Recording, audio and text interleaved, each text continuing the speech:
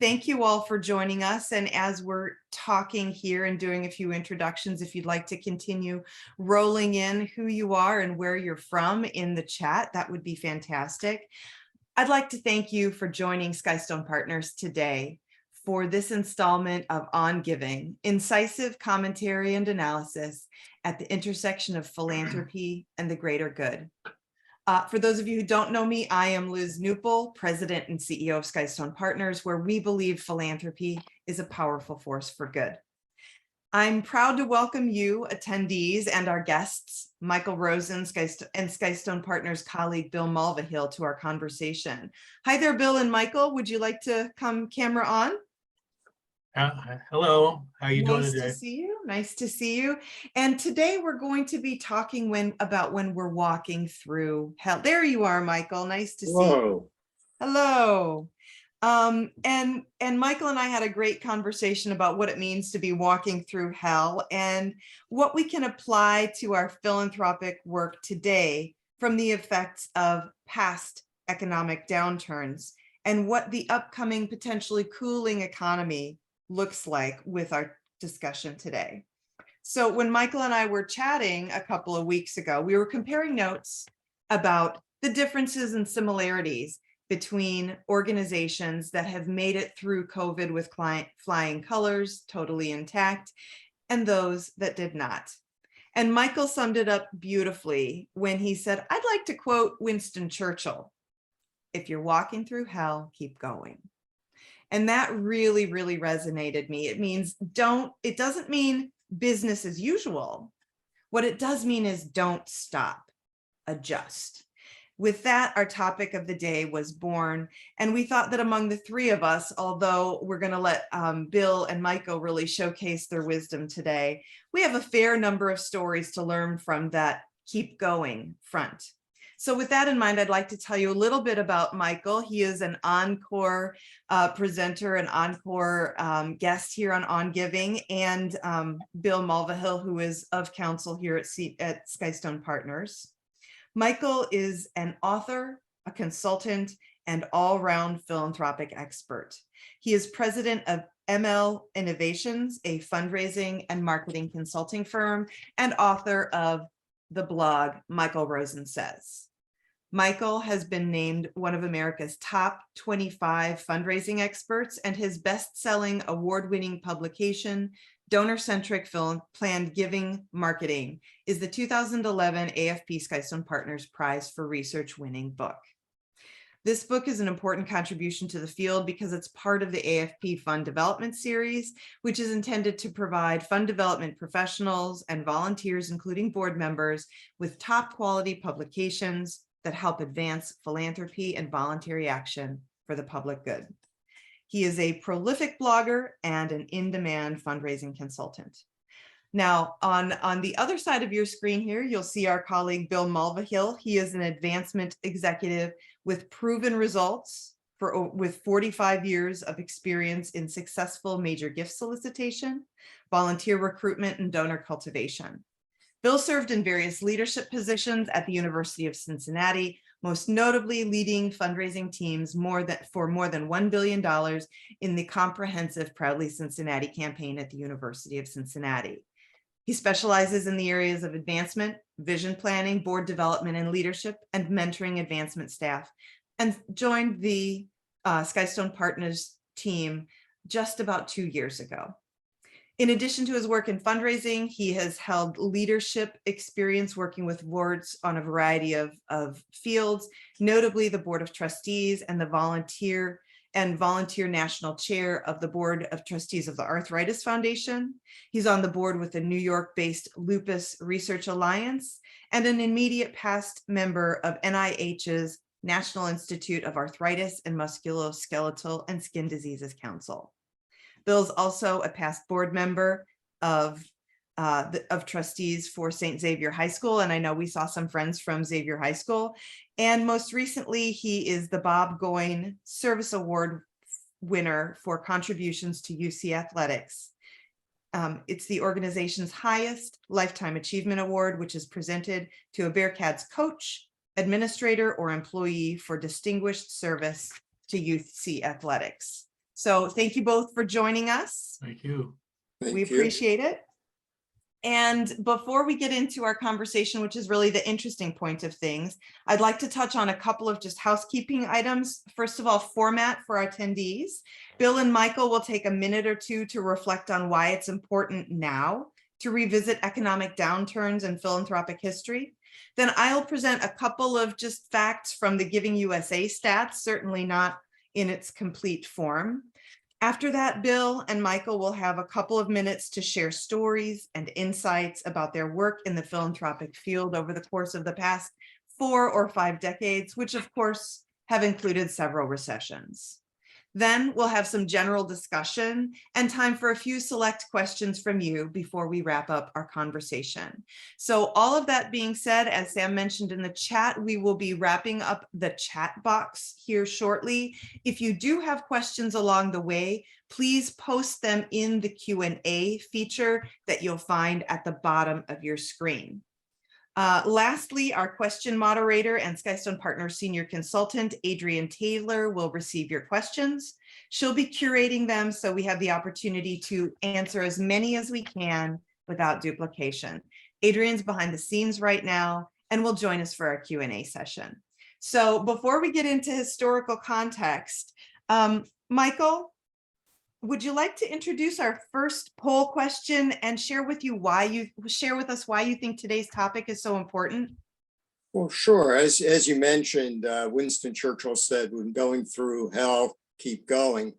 And these are certainly challenging times for the general population, but particularly for the nonprofit sector, with the economy experiencing high inflation and either already in a recession or about to be in a recession, with everything else going on in the world, OPEC raising oil prices, war in the Balkans, that can further drag us. And so there are any number of challenges that are impacting the way our donors are viewing and experiencing the world. Churchill did not say, in tough times, hunker down and maintain the status quo. And while the overall results for the nonprofit sector may not be good moving forward over the next year, for example, we know that philanthropy correlates closely to GDP at the rate of about 2%. So if GDP goes down, we can expect that philanthropy may very well go down. But even within that context, within that frame, we know that there are winners and losers. Not all charities will experience hardship during this period. And what I hope we can accomplish today is to give our audience some tips as well as some inspiration about what they can do to come out of this as being among the winners. Absolutely. Absolutely. Great points, Michael. And it looks like our poll has been launched. So those of you who are here as our guests, if you wouldn't mind participating in, is your nonprofit organization's current fundraising budget, whatever it is. Bill, why do you think today's conversation is important? Well, I'll just build on what Michael said. I think that one thing I've learned in all my experience is that as years go by, the mission and vision of the nonprofit world continues to change and grow. It doesn't retract. So the needs are greater than ever, particularly in certain categories. So it's important for all of us to do our best to learn from the past, but really focus on where we're going in the future. And to me, there's 3 words that describe what's important in this effort. And it's enduring, productive relationships. That kind of drives everything we do. And a little story I'll tell that kind of sets the stage for this. A friend of mine grew up in West Virginia and tells a story when he was a young boy jumping in a truck to go down to the road, and he looked and there was no mirror on the truck. and he says to the truck driver, one of the good old boys from West Virginia, "You don't have a mirror. What's going on?" The guy says, "Son, I'm always looking forward. I'm not looking back." And There we go. I think that's a very important concept for us to think about, that opportunities are still there, needs are growing, and how we keep negotiating that doesn't change a little much. But that's the fun part. The fun part is getting involved and keeping things moving in a very positive, forward-looking manner. Excellent, excellent. Well, thank you for that, Bill. And I couldn't agree with you more, although I'm going to violate that right off the bat by saying, let's look back for just a second. And it's not looking back for looking back's sake, but rather just to provide a little bit of historical context to remind folks who maybe have only lived through the Great Recession, haven't lived through multiple recessions, what things kind of look like as it relates to recessions and philanthropic giving. So I'd like to take a minute, and I'm going to share my screen here. Friends, can you see the Giving USA stats? Okay, excellent. So just as a quick reminder, the most recently counted giving year was 2021, where there were contributions in excess of $484 billion. And most of us who've been in this field are familiar with the Giving USA report and have probably seen it already, but we thought it would be helpful just to provide a little bit of context to today. Of course, individuals winning the day being the largest contributors, with a little bit more over in foundations than has been. And of course, we've all seen this before as well. But what's interesting is how these different pieces of the pie are growing. So again, we're still seeing growth in revenue. We'll see in our next slide that, as I said, different sectors in the field are growing bit by bit. And it probably will come as no surprise that over the past 2 years, the ones that are growing the most are the public, society, and benefit. So when you consider what COVID has done to the economy and to people who are maybe crunched at the bottom of the socioeconomic pyramid, our philanthropists are really stepping up to the plate and giving in this public and society benefit. So it's seen the greatest increase. What's also interesting in the 2019 to 2021 timeframe is this one down here is environment and animals. And that is zoos, conservation organizations, parks, because these are areas of recreation where we've been able to go and enjoy. They've seen a boon, as well as animal adoption organizations, because people have found that in COVID, they want a little bit of extra companionship, potentially with some animal companions. When we look here, what we're looking at is inflation adjusted dollars and current dollars. And you'll see that there are different colors of bars. And again, most of you have probably seen this before, in that the gray bars are the regular years, and the ones that are just a goldenrod colored are where we have seen economic downturn. Most notably here, this would have been the Great Recession from 2008 through 2010. You'll see dollars continue to go up. You know, there's some decline in inflation and current dollars that have occurred over time. But what you can see is, as the economy goes up, so does the giving. And I think this is also important to mention, which is something that Michael referenced, which is philanthropic giving does index to GDP. And if you think about this previous slide here, we saw the downturn. Not great economic times in 1981, also really not great economic times 2008 to 2010. What you'll see is early on here in 1981 was really some of our lowest giving that turned around after the dot-com bubble occurred, and then burst subsequently occurred. But since that time, we've been generally up above 1.7%, even when we did see this economic downturn here in the 2008, 2009, 2010 place. So we did bump down a little bit, but it has risen back up again in 2021. So what we can see from this is we may be down fractions of percentage points from a historical picture if we look back, but really as Bill referenced, historically speaking, once we've looked back just for that context, we need to be looking forward for how we are going to remember that philanthropy is people still give. People still give to the organizations that they love and that reach their hearts and their minds. And so I would like to, with this piece of historical knowledge, with the wisdom of we need to be looking forward, Michael, in your experience, what have you seen that we might learn from today with different organizations you maybe have been involved with, who've kept on keeping on, or what wisdom can we glean from those periods in time that we can take forward as we prepare ourselves as fundraisers going on into an impending what looks like an impending recession? Well, being an old guy, I've had experience with multiple recessions through the decades. And one thing that we consistently see is that philanthropy is a lagging economic indicator.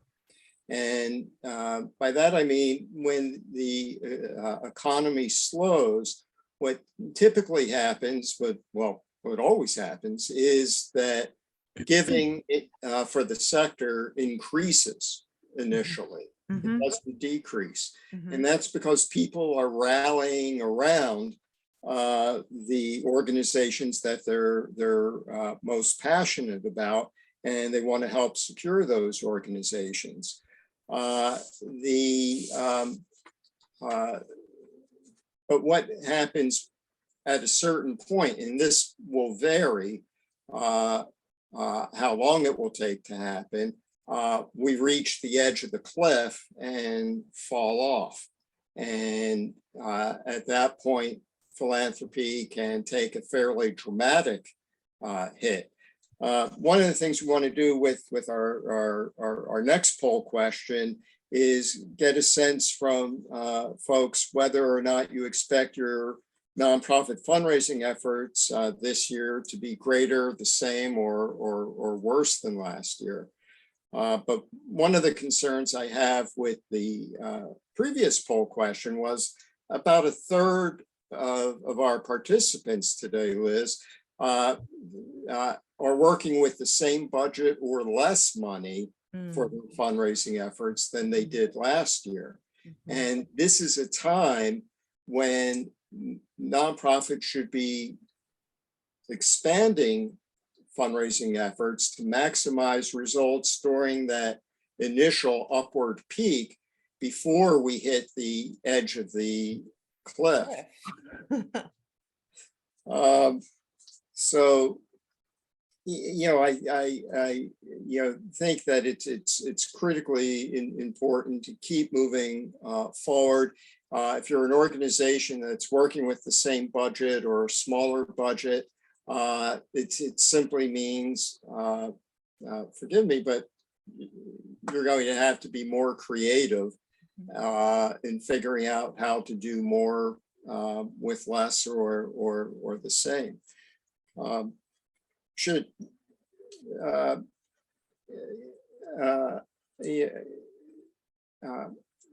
share, I suppose, a story regarding the Philadelphia Children's Alliance, which is a social service agency that brings justice and healing to the survivors of child sex abuse in Philadelphia. And the organization was meeting the needs of about half the kids that had a need for the organization's services. They decided to launch a strategic planning process with the goal, the overarching goal of meeting the needs of 100% of the kids in the community. And just as the board was finalizing the plan and voting to approve it, the Great Recession hit. And a large number of board members wanted to hunker down, maintain the status quo. They certainly didn't want to expand the development department. But fortunately, the board members who wanted to move boldly forward had the majority, and the new strategic plan was adopted. And it still had that bold, inspiring case for support of meeting 100% of the needs of the community. Another part of the strategic plan was funding diversification. Instead of relying heavily on government funding and foundation grants, we wanted to expand corporate giving and individual giving. And good thing the organization did that, because during the recession, foundation giving to the Children's Alliance took a hit of 14%. Mm-hmm. But because of the diversification of funding streams, the organization was able to weather the storm. And by continuing to engage and ask donors for their support, the organization actually came out of the Great Recession the first year after the recession with giving 16% greater than it was the year before the recession. So at a time when social service agencies in particular, sector-wide, were very hard hit, the Philadelphia Children's Alliance actually experienced tremendous growth, and shortly after the recession were in fact able to meet 100% of the need. Mm-hmm. So it just underscores the importance of, keep moving forward and don't make decisions for your donors. Instead, give them a reason to support your organization in ever greater ways. Right. Right. Absolutely. Absolutely. And to hear that they came through the recession with giving 16% higher is really a testament to staying the course, so to speak. And that's not blindly staying the course, but rather being thoughtful, being creative, looking to diversify revenue streams to really make it a stronger organization overall. Right, Michael? Absolutely. Yeah. And the and being creative. It wasn't easy. Not all funding streams saw growth. As I mentioned, foundation giving suffered a great deal. But by thinking differently than the organization had historically, they were able to ensure the future for the organization. Right. Excellent. That's a great example. I appreciate that. And before we segue over to Bill, I'm going to give you both a little bit of something to think about. In our first poll question, a third of our pollees indicated they have less money to work with this year in their development budget. And in our second poll question, do you expect your nonprofit organization's fundraising results to be greater, same, or less than 50%? So I presume 50% are expecting their results to be greater than last year, which means that there may well be some overlap between those organizations where they have less money to work with and they're going to be expecting to raise more, maybe or maybe not. But that's something interesting to think about. Before we address that in too much depth, though, I would like to hear a little bit from Bill about your experiences.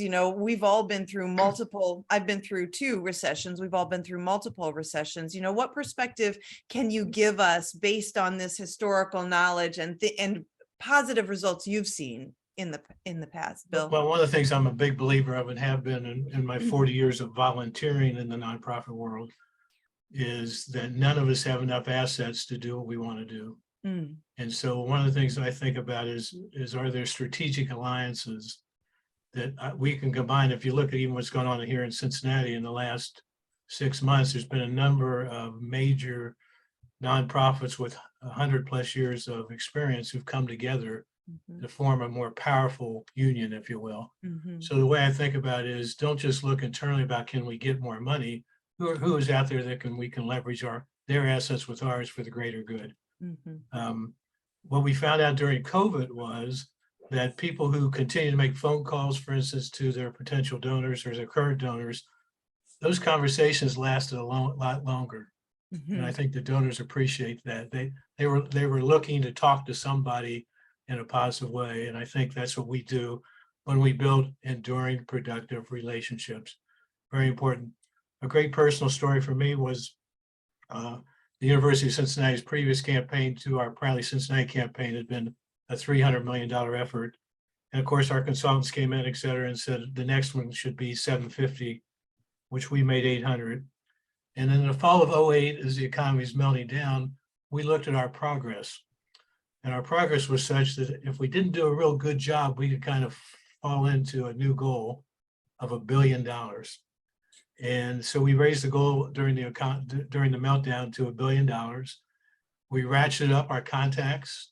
There was an old commercial, you probably are, Liz, I'm sure you're too young to remember it, but Michael might, where the guy's holding a bunch of airplane tickets in his pocket and he talks to his staff and goes, hands them out and says, now get out and talk to our clients. Let's rebuild those relationships. And what we try to do is double down on that and saying, you know, the hardest door to get out many times is your own. So let's get out that door. Let's talk to people. Let's continue to support that relationship. Let's listen to what their needs are and be sensitive to if their needs don't actually work to help us now, but still respecting their past commitment to us. And how do you build on that? And so leveraging the assets to me became very important. Setting goals that encourage us to build those productive relationships is very important. And the way I think about it is it's no time to hide. It's time if ever there was a time to get out of our office, if ever there was a time to build assets, if ever there was a time to talk to our major donors and others, now's the time to do that. It's real easy to sit back and say there's reasons why that can't happen. But I'm going to build on something Michael said. It's not our job to determine what our donor wants to do. It's our job to provide them with opportunities and let them decide that. And many times in my past experience, we'd be talking about lists and someone said, well, we can't ask them now. Well, we can't make that decision for them. We need to help them get the information they need to make an informed decision on whether they can support us and at what level this year. So my experience has been keep going forward, keep finding assets that we can leverage with other people for the greater good, and really good things are going to happen. Couldn't agree more. I couldn't agree more. But that sort of brings me, pardon me, to a question that people may be asking themselves right now. That's all well and good, but Bill, my story's different, or Michael, my story's different. You know, we might be perceived as insensitive, which is something that at the beginning of COVID, we heard a little bit of, we heard a lot of, and I know that we advised our clients to keep walking, you know, to stay the course, to ask for, you know, maybe to consider different verbiage or some other thing, but that's, you know, don't stop, adapt. You know, what advice, in addition to that, what other advice might both of you, either one or both of you, give if your board is saying, oh, that might be perceived as insensitive? Well, I think it's a matter of proper engagement, which is something Bill mentioned, and I just want to underscore that if all we're doing is you know, showing up at someone's door and saying, "Hey, give us some money," yeah, that's insensitive. But no one's doing that, and what we need to do is be sensitive to what's going on with the donor. And to also look for ways to engage that don't necessarily have a whole lot to do with fundraising. For example, one organization that I had served on the board of, I got a handwritten note from a former board colleague of mine who was still on the board. It's just saying, you know, during the height of COVID, hey, you know, hope you're doing all right. And you're going to get official notification of this, but I just wanted to let you know in advance, save the date. We're going to be doing a virtual gala this year. Look forward to seeing you. And getting that sort of handwritten note out of the blue really meant something to me. Teachers College, Columbia University has guest lecturers coming to campus throughout the year, delivering great presentations for students and faculty. And I said, well, what about offering it to the alumni? And I said, yeah, we can do that. And so they offered it to the alumni, very few of whom actually took the college up on the offer and attended. Nevertheless, there was value for the alumni in simply being asked if they'd like to come. There was a 68% increase in giving, not just among the people who showed up, but among, and the college tested this, among the people who were invited to the guest lecture, there was a 68% increase in giving versus the alumni that were not asked. Right. So looking for ways to engage, it's important. I would also, I'd add to that, it's the old expression that we have two ears and one mouth. It's really important that we listen to their needs and meet their needs and recognize some people won't be able to make the kind of gift you would like to get, but that's okay. We celebrate that with them and support them. A real personal experience. I'm on this board that you mentioned, Lupus Research Alliance, and they have these big galas in New York. And during COVID, they went, they went remote, and they raised more money that year than they did the year before when they met in person. And then the second year, when they kind of had a mixture of both online and in person, they raised an all-time high of money because of the thoughtful way I think they went to the market, to their supporters, and asked for help. And again, because the mission is not going away. The mission that was there is still there. So how do we fund that as best as we can? And so I've seen it work because of the way it was delivered, if you will. And if I may, I'm sorry, Michael, I'll just quickly say, if I may add, it sounds to me that both of you are talking about leveraging your assets. In one way, you're talking about what are the assets you have. You have college courses, doesn't cost you anything. You're still going to have the college course.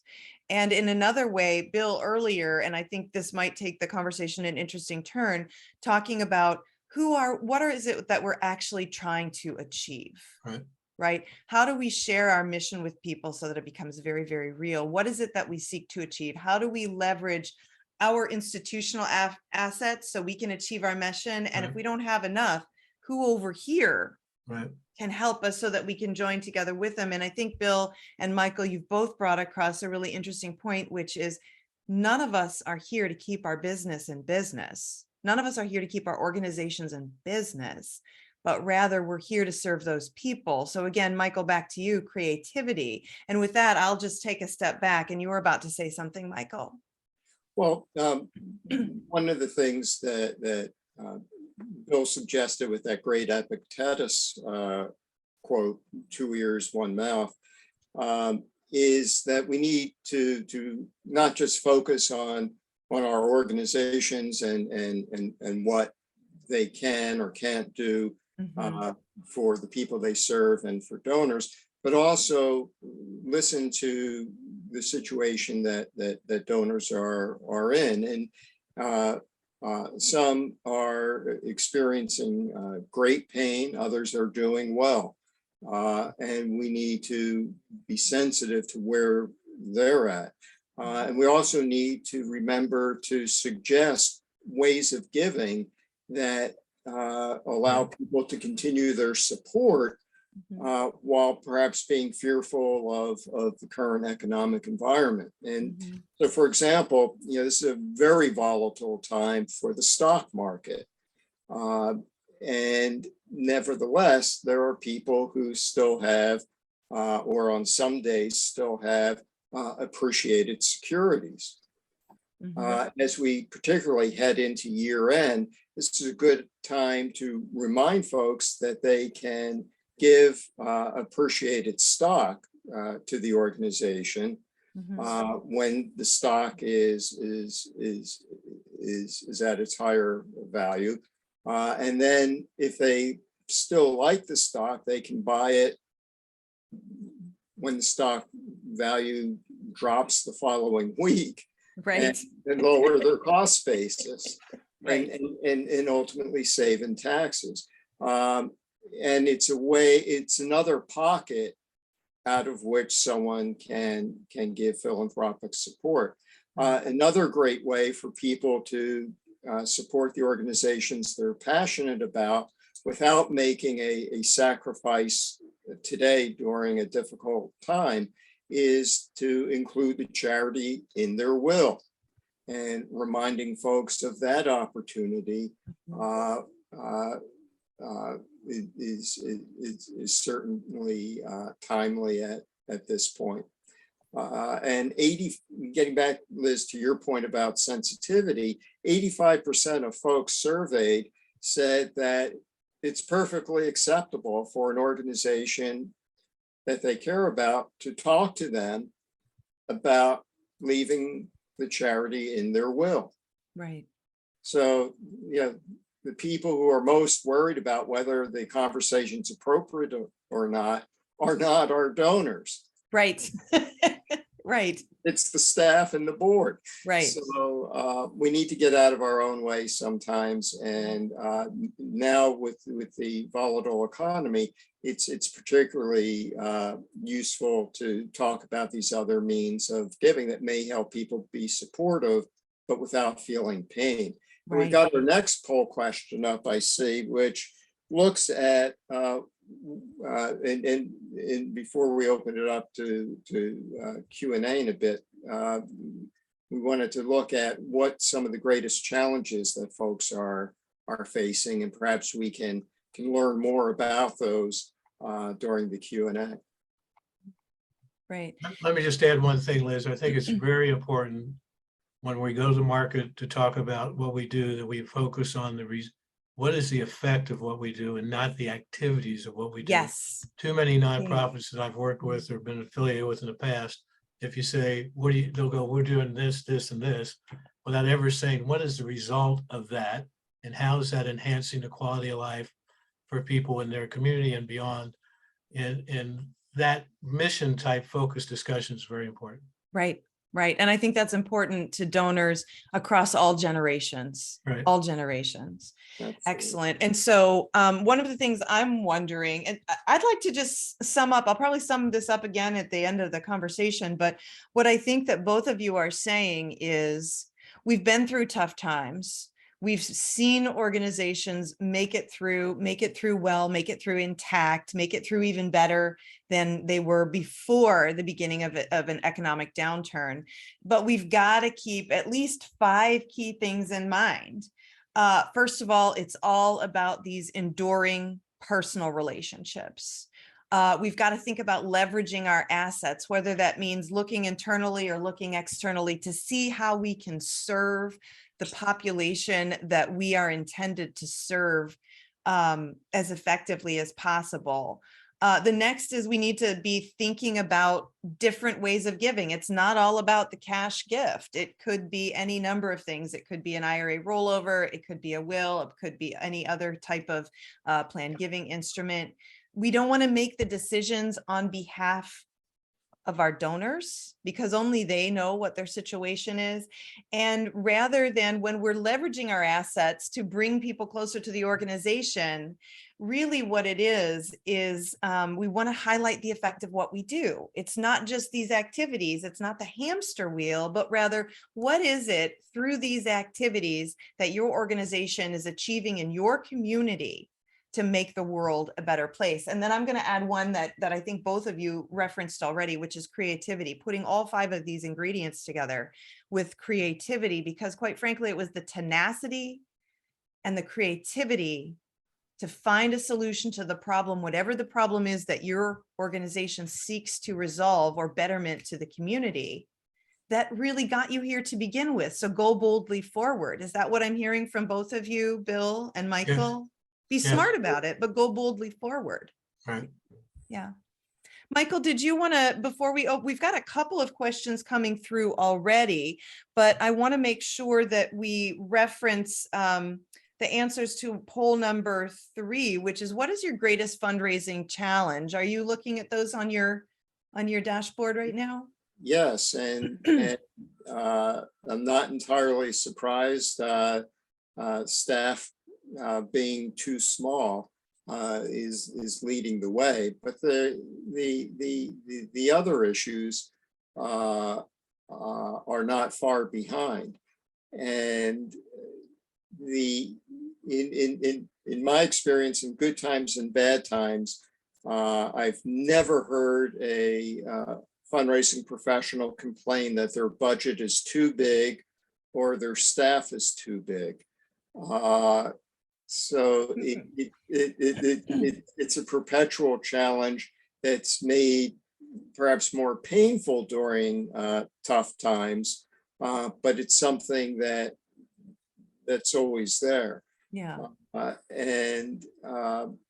With staffing, sometimes it's a factor of limited budget resources. Sometimes it's like now, it's a factor of people, organizations, that is, having a tough time finding qualified people for positions. And getting back to creativity, creativity is needed in the recruitment process. Creativity is needed in the retention of good staff, and creativity is needed when you're not going to be able to, for whatever reason, add additional staff. Right. And focus on priorities. I've seen organizations focus a disproportionate amount of time on donors of $100 or less and completely ignore lower level major donor prospects. The fact is that you want to give everyone attention, but you really do need to focus on where the greatest opportunities are going to be for the organization. For sure. Absolutely. I see you nodding. Yes, Bill. Do you want to add anything else before we open things up to questions? I think that's great. I agree with everything you said. Absolutely. Thank you both. So now I would like to invite our colleague, Skystone Partners Senior Consultant Adrienne Taylor. She has been behind the scenes curating some questions as they've come through. And so Adrienne, what is our first question for Bill and Michael today? All right, so I think the poll question number 3 was a great segue into our first question. We saw that the biggest fundraising challenge was around small staff size and budget. And we got a question that is, what is the best way to engage your nonprofit board to understand their role in fundraising? I'll take a shot at it. I think the first thing is to talk about it and have that as one of the things I agree to do as I join the board, is I'm going to help in this process. I think from the nonprofit's perspective is everybody has a different role to play. Some people's role may be as simple as introducing 5 new people or 10 new people. Some people will like to do the ask. Some people will host an event. Whatever it is, defining what that sweet spot is with each of your volunteer leadership, and hold their, my word, feet to the fire that they're going to do that. That it's this board is an active board. It's engaged in providing goods and services to those we represent, and everybody has a role to play in that. It's just it will be a different role, and we need to find what that sweet spot is for them. Yeah. And I would just add that in finding the role for the individual members of the board, ideally there's a job description, if you will, for board members, and finding the roles for individual board members within that context is helpful. The other thing is to find a couple of board members for which the fundraising effort particularly resonates with. They really grasp what you're trying to do. They understand it, and to work with those board members to help you with other board members and helping them to better understand the situation. It's one thing for you to make a board presentation and talk about fundraising, but it's a whole other thing if a board colleague starts talking about fundraising and some of the important aspects of it to their peers. It could be as simple as at a board meeting of recognizing people who've made some positive, they've gained either gifts or brought new people in the family, and be kind of a donor moment to say, here's what I did, it was successful. Mhm.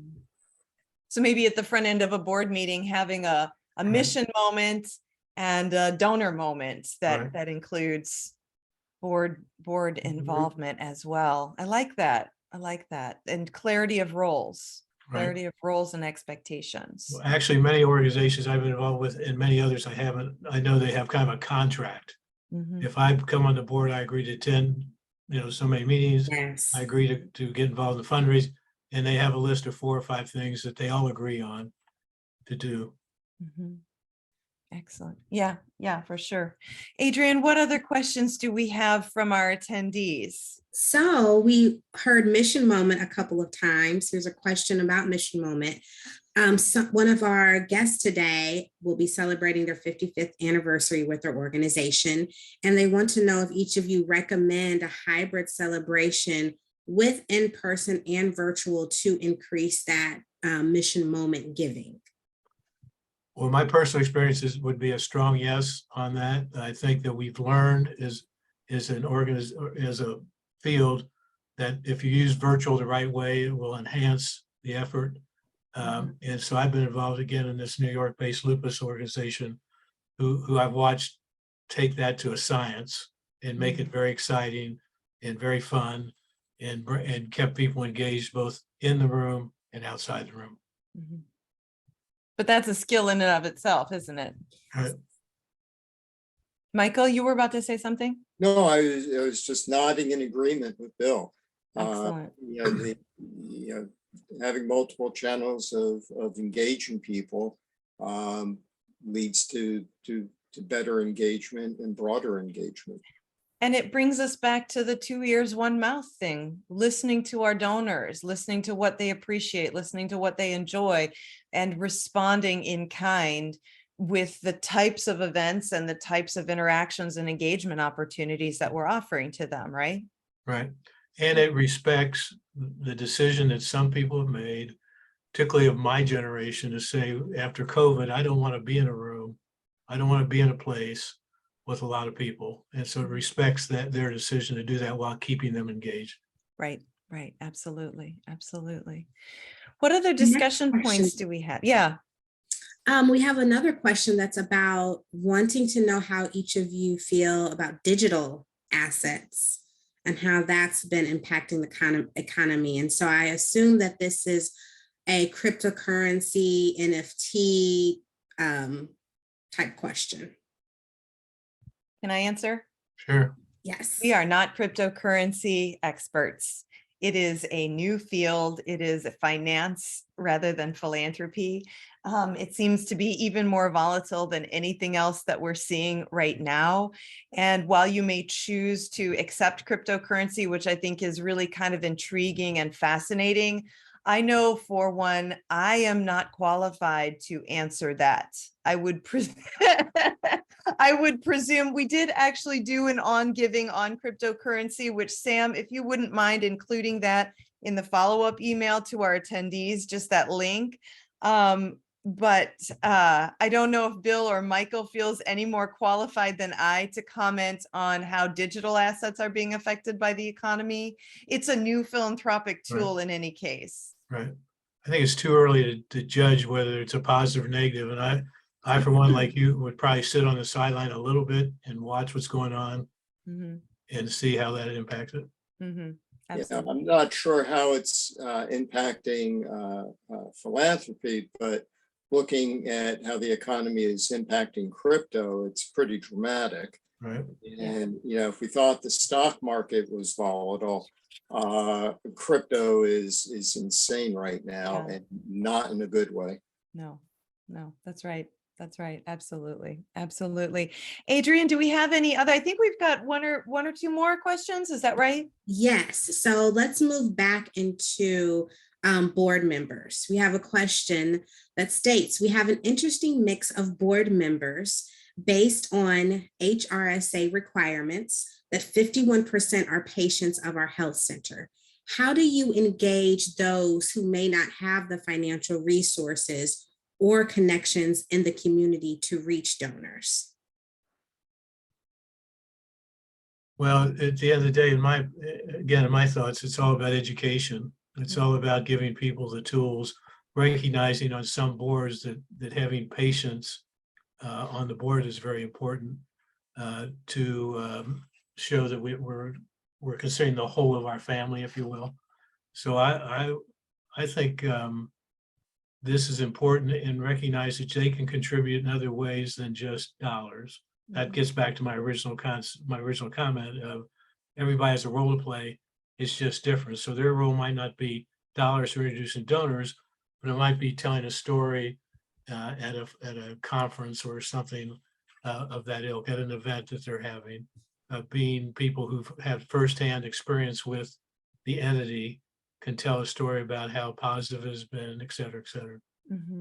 And taking that a step further, those board members can, take turns accompanying a fundraising professional on visits with prospective donors to share their story in another venue. I do think it's important that when you have that kind of mix of things, you don't have a table over here and then we have those patients at a little different table. We're all at the same table. So everybody has the same role to play. It's just, the same engagement to play, but the roles are just different. Right. Right. Absolutely. Absolutely. And it's all about, again, using your senses, looking and listening. What are the assets you have? What is the most leveraged way to apply those assets? And you have some wonderful humans on your board. This is also an opportunity to build a very strong development committee, right? So where in another organization, the board's role may be as a huge fundraising powerhouse, if you have 51% of patients who may not be those philanthropic connectors, this is your opportunity to build a board level, hugely powerful development committee. And so, Adrian, I think you've got one more question before we've got to wrap up. Is that right? Yes. Okay. So we are talking about going through hell. And if there is an organization, for example, say they haven't necessarily gone through hell, how do they avoid the perception of you're doing fine, you don't need the money, and try to stay relevant where there are other organizations who might literally be on the struggle bus? That's a great question. I think it circles back to having a bold, inspiring case for support. If the organization is doing well and doesn't need any more money, then why be out there asking for money? So presumably, if staff is continuing to seek donations, there's a reason for it, and it's a matter of educating folks about what that need is and how that need is continuing. It may be looking at ways to expand services. It may be looking at ways to meet increased demand for services. And the fact that the organization has been responsible steward of support in the past is certainly a strength. Right. Right. Absolutely. I would add, if I'm an organization who is struggling a little bit, it's a perfect time to look for other partners to fulfill our mission, and not get caught up so much in the ownership of the organization, but the delivery of the goods and services will improve that quality of life. So I think it's a good time to just take a step back and reflect what's the best path forward for our organization to fulfill what we're doing with the people we're trying to serve. Absolutely, absolutely. Well, we have, I can't believe how quickly this hour has sort of shot past us. Adrian, thank you for curating those questions behind the scene. Bill and Michael, thank you for your very thoughtful and insightful answers and comments today. I'd just like to sum us up quickly as we do round up this hour and say today we have discussed what can bring us forward in challenging times. We don't need to reinvent the wheel. We need to bring a little bit of creativity to those 5 key things, making sure that we're being thoughtful about offering different ways of giving, that we're building those enduring personal relationship, that we're leveraging all of our assets and maybe looking outside to others that we can work together with. We don't want to make the decisions on behalf of our donors. And really, when we make that case for support is what is the effect? What is the outcome? Not what are the activities that we're doing. And if you can take all of those together and adapt them to our current situation, you're going to see positive results and you're going to have a stronger organization for it. We'll move thoughtfully forward with all of these giving trends over time. And I appreciate all of these great questions for the day. I hope this session really does help your organization. As we wrap up, if you'd like to learn more about Michael and his work, please see his blog, Michael Rosen Says, and his book, Donor-Centric Plan Giving Marketing. We'll be sending out a follow-up note to everyone with a link as to where to find them. And I hope that you'll join us for our next On Giving on Tuesday, November 15th at 12 p.m. Eastern time with Mary Beth Gassman. And to just give you a little foreshadowing of what we'll see, Mary Beth is the Samuel DeWitt Proctor Endowed Chair in Education and a distinguished professor at Rutgers University. She serves as the executive director of the Samuel DeWitt Proctor Institute for Leadership, Equity, and Justice, and the executive director of the Rutgers Center for Minority Serving Institutions. Her areas of expertise include the history of American higher education, minority serving institutions, racism and diversity, fundraising and philanthropy, and higher education leadership.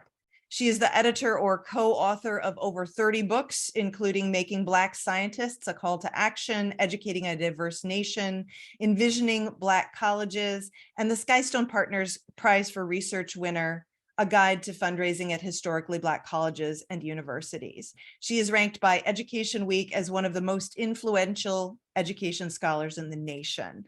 So I hope you'll join us. You guys are a tough act to follow, but I hope that she'll be up to it. Keep a lookout for the invitation and join us for a thought-provoking conversation on higher education, racism and diversity, and fundraising. We've adjusted our schedule next week. It's typically the second Tuesday of the month, but we want you to go out there and vote. Whoever it is you want to vote for, whatever issues you want to vote on, voting is important. So we're going to do our On Giving the third Tuesday of the month. And again, Michael and Bill, this has been enlightening. This has been really thoughtful conversation today. Thank you for your expertise. Thank you for your time. Thank you. We appreciate it greatly. Adrian, thank you for moderating the questions, and another thank you to our executive assistant and office manager, Sam Martin, for his technical support today.